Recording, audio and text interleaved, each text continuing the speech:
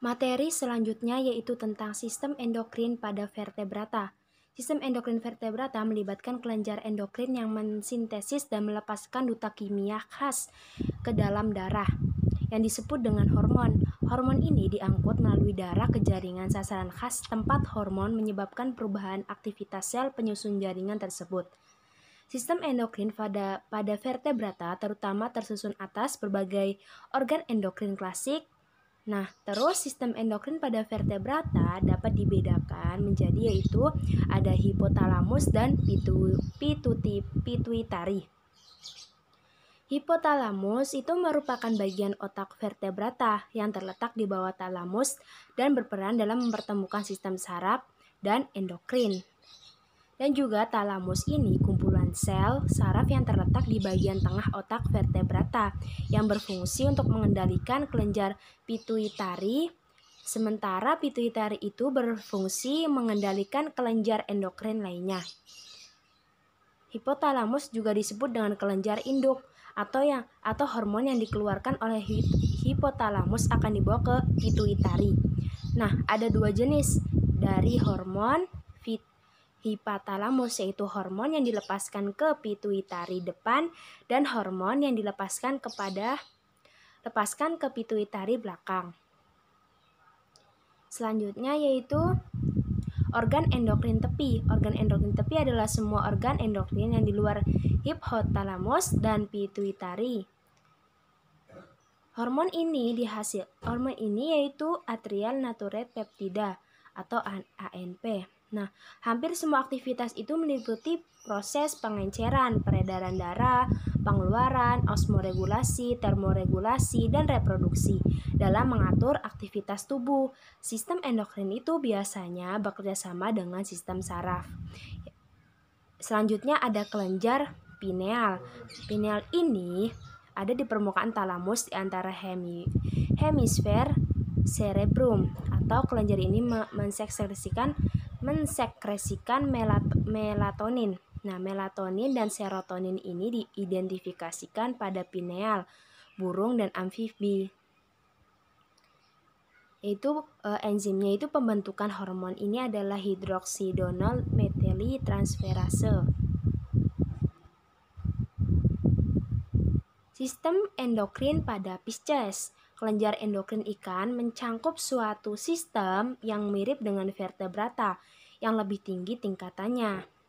Nah, di sini ada badan stanius itu memiliki fungsi sebagai kelenjar endokrin yang membantu dalam proses osmoregulasi. Yang pertama ada kelenjar pituitari ikan kelenjar disebut dengan pula hipofisa terletak di bawah diencephalon. Kedua, kelenjar tiroid. Nah, sebagian besar ikan bertulang sejati dan sicelostomata terdiri dari folikel yang relatif menyebar di dekat aorta ventral arteri branchialis afferens, jantung, insang, kepada ginjal, lim, otak ataupun mata.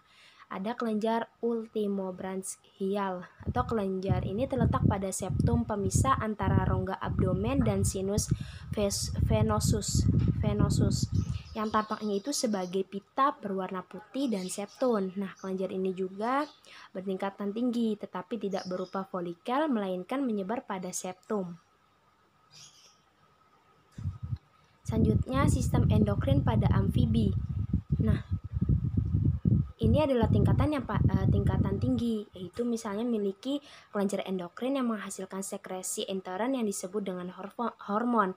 Fungsinya itu mengatur atau mengontrol tugas-tugas tubuh, mengaktifkan atau mengeram pertumbuhan, ataupun terhadap tingkah laku makhluk hidup. Nah, kelenjar paratiroid atau anak gondok adalah sebagai regulator kalsium dalam sistem endokrin.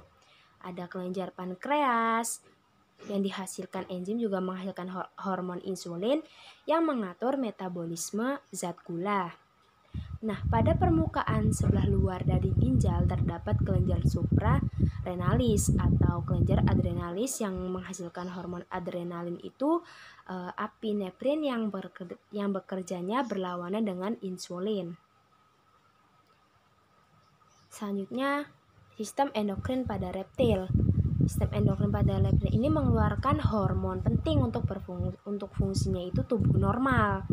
Nah, kedua kelenjar adrenal itu terletak di wilayah ekor, tergantung di sebuah mesenterium atau mesenterium itu lembar membran yang melampirkan organ dinding tubuh, dan juga mereka mengeluarkan hormon epinefrin yang meningkatkan denyut jantung dan pernapasan saat hewan tersebut dalam situasi berbahaya. Sistem endokrin pada Aves. Yang pertama itu ada kelenjar pineal, bentuknya kecil, bulat, terletak di belakang hemispherium cerebri, dan juga merupakan kelenjar yang kecil, bulat, dan terletak di belakang hemispherium cerebri. Nah, hormon ini dihasilkan belum jelas fungsinya. Yang kedua ada kelenjar hipofisis yang berbentuknya itu seperti ginjal, letaknya itu di basis otak. Berbentuknya itu seperti ginjal dan letaknya pada basis otak. Dan terdiri dari dua bagian, yaitu anterior pars pituitari dan posterior pars pituitari. Yang ketiga ada tiroid. Nah, bentuknya kecil, berwarna coklat muda, jumlahnya itu ada 2 buah dan terletak dekat vena jugularis pada batas leher. Nah, ini berbentuknya kecil, warna coklat muda, jumlahnya ada 2 buah dan terletak dekat vena jugularis pada batas leher. Hormon yang dihasilkan yaitu tiroksin berfungsi ini untuk pertumbuhan dan pigmentasi bulu dan kecepatan metabolisme. Nah, senyawa ini juga mempercepat proses metabolisme yang dapat dipengaruhi oleh tiroksin. Paratiroid bentuk kecil, terletak dekat kelenjar tiroid. Nah, terletaknya itu dekat kelenjar tiroid. Tadi dihasilkan yaitu parathormon. Nah, fungsinya itu mengatur metabolisme CA dan P untuk mengatur deposisi kalsium pada tulang dan kerabang telur. Selanjutnya ada adrenal. Adrenal itu bentuknya bulat dan kecil, berwarnanya kuning-kuningan. Terletaknya di depan kelenjar. Adrenal ini merupakan bangunan bulat dan kecil, dan hormon yang dihasilkan adalah hormon adrenal dan kortin. Fungsi hormon itu mengatur tekanan darah. Kelenjar ini juga dipengaruhi oleh aktivitas kelenjar seks. Nah, kortin itu fasilator konversi protein menjadi KH. Terus ada timus, jumlah itu sepasang, letaknya di sepanjang leher. Dan terakhir itu gonad, terletak di ovari pankreas atau pulau Langeras atau dalam jaringan kelenjar pankreas. Selanjutnya itu sistem endokrin pada mamalia. Pada mamalia ini sistem endokrin menghasilkan hormon dan masuk ke dalam sistem peredaran darah, yaitu merupakan senyawa protein dan senyawa steroid, dan juga berperan dalam mengatur metabolisme, pertumbuhan dan perkembangan, reproduksi, keseimbangan internal, reaksi terhadap stres, serta tingkah laku. Nah, macam-macamnya itu ada kelenjar hipofisis yang terdapat pada lekukan tulang seratursika. Kelenjar yang dihasilkan pada mamalia adalah hormon somatotrop, hormon tiroid, hormon adrenokortikotropik, dan lain-lainnya. Selanjutnya pada sistem endokrin pada manusia. Kelenjar endokrin yang terdapat pada vertebrata atau manusia itu hipofisis, tiroid, paratiroid, adrenal, pineal, organ-organ yang mengandung kelenjar endokrin misalnya itu pankreas, gonad, ginjal, lambung, dan usus halus. Nah, ada kelenjar hipofisis yaitu struktur kelenjar hipofisis yang terletaknya di encephalon otak di dalam lekukan kecil tulang sphenoid yang disebut dengan seratursika. Nah, ini mensekresikan bermacam-macam hormon yang mengatur dan mengendalikan aktivitas kelenjar hormon dan bagian tubuh lainnya. Selanjutnya ada adenohipofisis, yaitu memiliki 3 bagian pada pars distalis, pars tuberalis, pars intermedia.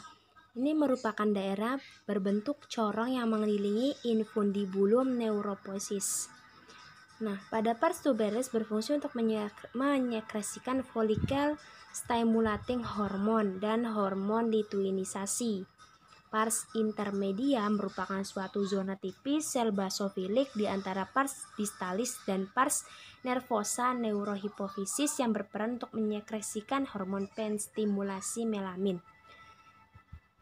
Ada eurohipofisis atau posterior hipofisis posterior yang terdiri dari pars nervosa dan tangkai infundibulum yang tidak memiliki sel sekretori. Bagian ini hanya terdiri dari jaringan saraf yang mengandung sekitar 100 akson tak bermilian dari neuron sekretori, dan di nukleus supraotimus dan nukleus paraventricularis hipotalami. Yang terakhir ada kelenjar adrenal, merupakan sepasang organ yang terletak dekat kutub atas ginjal. Nah, kelenjar ini dibungkus oleh sampai jaringan ikat padat yang meninggal septa tipis ke bagian dalam kelenjar sebagai trabekula, yang terdiri dari dua lapisan konsentris yaitu korteks dan adrenal dan medula adrenalis. Terima kasih telah menyaksikan PPT kami. Nah, kurang lebihnya mohon maaf. Sekian materi dari kelompok 9. Wassalamualaikum warahmatullahi wabarakatuh.